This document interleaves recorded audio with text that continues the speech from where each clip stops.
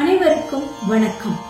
தென்னாடுடைய சிவனை போற்றி, எந்நாட்டவர்க்கும் இறைவா போற்றி. திருச்சிற்றம்பலம். திருவெம்பாவையின் 12வது பாடல்.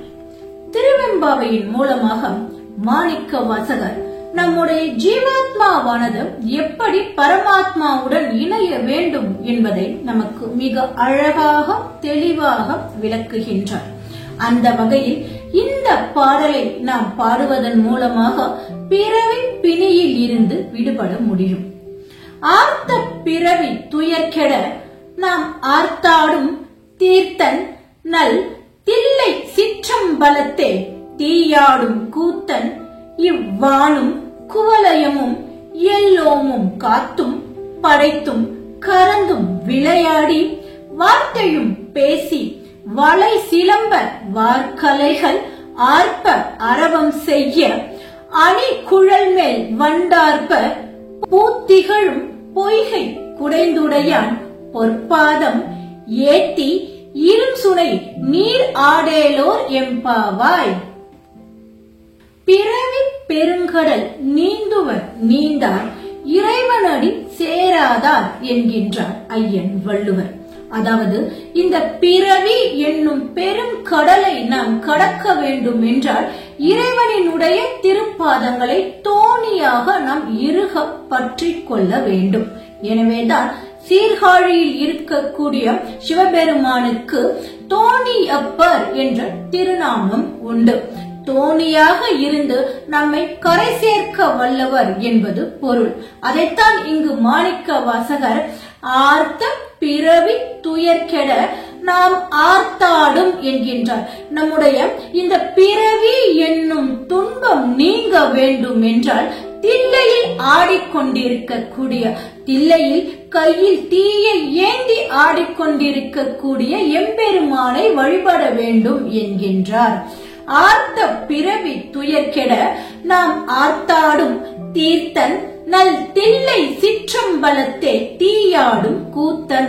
தில்லையில் கூத்தனாக இருக்கின்றார் எம்பெருமான். கையில் தீயை பிடித்துக் கொண்டு ஆடிக்கொண்டிருக்கக்கூடிய அந்த கூத்தனை வழிபடுகின்ற பொழுது நம்முடைய பிறவி துன்பமானது விலகும் என்கின்றார். இவ்வானும் குவலயமும் எல்லோமும் காத்தும் படைத்தும் கறந்தும் விளையாடி என்கின்றார். இந்த வானத்தையும் குவலயம் இந்த உலகத்தையும் படைத்து 5 வகையான தொழில்களை செய்து கொண்டிருக்கின்றாராம் எம்பெருமான். என்ன அந்த 5 வகையான தொழில்கள்? படைத்தல், காத்தல், அழித்தல், மறைத்தல், அருளல் என்னும் 5 வகையான தொழில்களை செவ்வனே செய்து கொண்டிருக்க கூடியவன் எம்பெருமான்.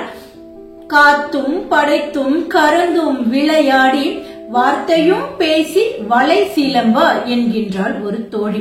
இப்பேற்பட்ட சிறப்புகளை உடைய சிவபெருமானினுடைய திருநாமங்களை சொல்லிக் கொண்டு அவனுடைய கழல் பொருந்திய திருவடிகளை பற்றி கொண்டு நாம் வாழ்ந்தோம் என்றால் வார்த்தையும் பேசி வளை சிலம்ப வார்கலைகள் எம்பெருமானினுடைய திரு விளையாடல்களை பற்றியெல்லாம் பேசிக்கொண்டு நாம் இந்த பொய்கையில் நீராடினோம் என்றால் ஆர்ப்பரவம் செய்ய அணிக்குழல் மேல் வண்டார்ப்ப.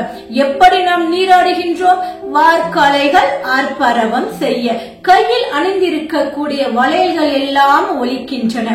தலையில் சூடி இருக்கக்கூடிய பூக்களை நோக்கி வண்டுகள் எல்லாம் ரீங்காரமிட்டு கொண்டே ஒலிக்கின்றன. பூத்திகழும் பொய்கை குடைந்துடையான். நாம் என்ன செய்து கொண்டிருக்கின்றோம்? இந்த பொய்கையில் நீராடி கொண்டிருக்கின்றோம். இங்கு பொய்கை என்பது நம்முடைய பிறவி பெருங்கடலை குறிக்கின்றது. இந்த பொய்கையில் நாம் நீராடி கொண்டிருக்கின்றோம். எதற்காக நீராடி கொண்டிருக்கின்றோம்? எம்பெருமானை பாடி நோன்பு எடுத்து அவனை அடைவதற்காக.